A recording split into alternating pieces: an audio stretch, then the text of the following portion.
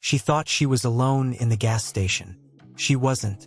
And the camera footage captured everything except his face. If you're watching this alone, maybe don't. But if you're into true horror, subscribe and we'll keep you up to night. Kayla Myers wasn't afraid of the dark. At least, not in the fluorescent-lit world of Henderson's Gas on Route 8. The graveyard shift suited her. No boss hovering, no customers breathing over her shoulder, just a dull hum of the coolers and a shelf of expired Pop-Tarts she sometimes ate out of boredom. Her friends joked about the place being haunted. Truth was, it just felt forgotten. That night, she'd brought her thermos full of coffee, a paperback mystery novel, and earbuds to keep her company. She took a Snapchat selfie at 1:07 a.m., filters and all, captioned, "Dead out here."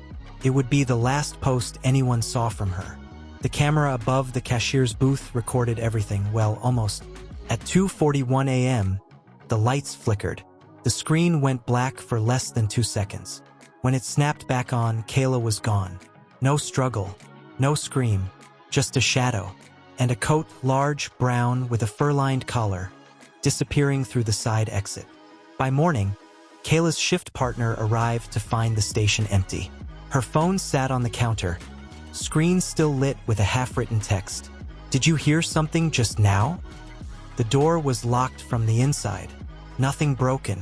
Police arrived within an hour. Surveillance footage gave them nothing usable. Too grainy, pixelated, the resolution embarrassingly low. They circulated one detail, the coat. Suspect last seen wearing a large brown coat with a fur collar. Believed to have abducted Kayla Myers from Henderson's Gas. For days, the story blanketed local news. People searched ditches and woods. They set up vigils. Hashtagged her name. A week passed. Then someone at Jefferson Middle School called it in. "Hey, that coat." Ms. Harrell, the school librarian, had seen it before, on the school janitor. A big, brooding man named Richard Meeks. Quiet, middle-aged, a little odd, but always polite. He never looked anyone in the eye. She noticed the coat as he walked by during a fire drill. Same shade of brown, same worn fur collar. Something about it made her stomach turn. Police got a warrant. Meeks lived alone in a sagging blue house on Hollow Pine Drive. Inside, it smelled of old wood and chemical cleaner. His garage held tools, bleach, duct tape, and a rust-colored sedan with one headlight out. They searched the yard, dug up patches of earth behind the woodshed, found a scorched fire pit, and there, buried under ash and bone dust, they found a single tooth. It was charred beyond recognition, barely usable. But the forensic analyst, an obsessive, brilliant woman named Dr. Erin Locke, noticed something odd. "This resin's not standard," she told detectives. "It's a prototype. I've seen it once before." Turns out, Kayla had recently attended a dental trade show with her cousin in New Orleans. One booth offered free state-of-the-art fillings for live demonstration. Kayla volunteered. Only 2 patients in the country had received that exact dental polymer. The odds were astronomical. The tooth was hers. But legally, it wasn't enough. They needed something else. A jogger named Jillian O'Donnell came forward after seeing the case on the news. She'd been running in Garver Park the night Kayla vanished. Around 3:15 a.m., she passed a rusty sedan idling by the trailhead. One headlight was out. She caught a flash of the plate, 3x8. First, the tip went nowhere. DMV found nothing. Then a detective double-checked. The sedan was real, but misregistered as a blue Honda Civic. Meeks had bought it used at auction, never corrected the paperwork.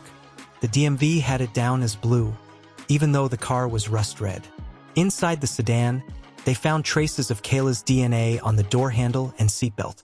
Not enough blood to suggest a fatal wound, but enough to prove she'd been in that car. It was the break they needed. What would you do in this situation? Drop your answer in the comments because this next part, it gets worse. Meeks didn't resist arrest. He didn't even ask why. In the interrogation room, he stared at the wall, blinking slow, like a man trying to remember something just out of reach. "Did you know Kayla Myers?" "No." "Why was her DNA in your car?" Silence. "What about the tooth?" "I burn trash," he finally said. That's not a crime. He never asked for a lawyer. He never denied anything either. The case went to trial 6 months later. The prosecution had no body, just a single tooth, a mismatched car registration, a coat, and a gut feeling that everything lined up too well to be coincidence. The defense argued circumstantial evidence, but the polymer filling changed everything. Dr. Locke took the stand and walked the jury through it: molecular structure, uniqueness, traceability. She held up a 3D model of Kayla's dental scan and matched it to the fragment. The jury took 3 hours. Guilty. First-degree murder.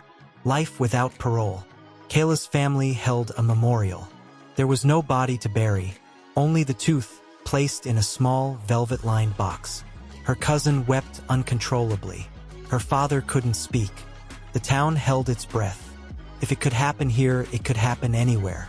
A journalist covering the case published an article called "The Coat," and it went viral. Hundreds of tips came in.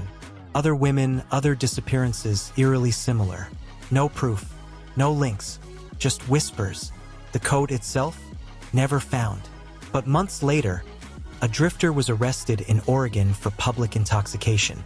Witnesses described him as creepy, wore a giant brown coat with a fur collar.